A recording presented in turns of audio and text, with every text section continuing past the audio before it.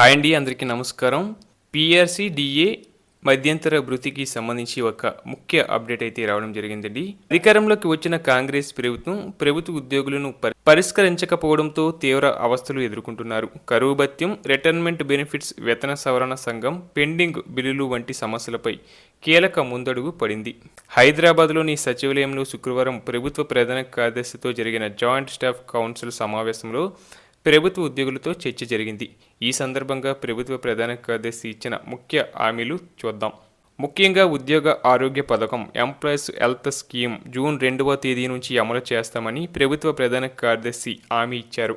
ఉద్యోగుల మూల వేతనంలో 1.5% చొప్పున వసూలు చేసి ప్రభుత్వం కూడా సమానమైన మ్యాచింగ్ గ్రాంట్ అందిస్తూ ప్రత్యేక నిధి ఏర్పాటు చేసి ట్రస్ట్ ఆధ్వర్యంలో ఈహెచ్ఎస్ అమలు చేయనున్నట్లు తెలిపారు.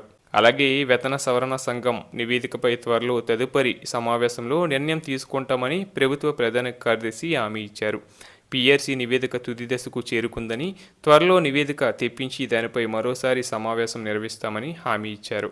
ఇక ఉద్యోగులకు సంబంధించిన పెండింగ్ బిల్లుల చెల్లింపులకు 100 రోజులు ప్రణాళిక అమలు చేస్తామని ప్రభుత్వం హామీ ఇచ్చింది. పెండింగ్ బిల్లులను 100 రోజుల్లోపు చెల్లించే విధంగా నిర్ణయం తీసుకుంటామని హామీ ఇచ్చారు. అలాగే 2003 డిఎస్సి ఉపాధ్యాయులకు పాత పెన్షన్పై చర్చలు జరిగాయి. పాత పెన్షన్ అమలుపై ముఖ్యమంత్రి, ఉప ముఖ్యమంత్రితో చర్చించి వీలైనంత త్వరగా నిర్ణయం తీసుకుంటామని ప్రభుత్వ ప్రధాన కార్యదర్శి తెలిపారు. అలాగే రాష్ట్ర స్థాయిలో నిర్వహించినట్టుగానే జిల్లా స్థాయిలో కూడా జాయింట్ స్టాఫ్ కౌన్సిల్ సమావేశాలు నిర్వహించేలా చర్యలు ఉంటాయని ప్రభుత్వ ప్రధాన కార్యదర్శి తెలిపారు.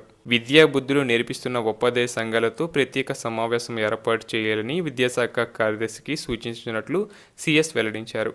అలాగే కేంద్ర ప్రభుత్వ సంస్థల్లో పనిచేస్తున్న ఉద్యోగులను కూడా స్పాస్ కేటగిరీలో పరిగణించేలా చర్యలు తీసుకుంటామని ప్రభుత్వ ప్రధాన కార్యదర్శి తెలిపారు. ఇక వారం రోజులు పని విధానాన్ని కూడా పరిశీలనలోకి తీసుకుంటామని ప్రభుత్వ ప్రధాన కార్యదర్శి హామీ ఇవ్వడం విశేషం.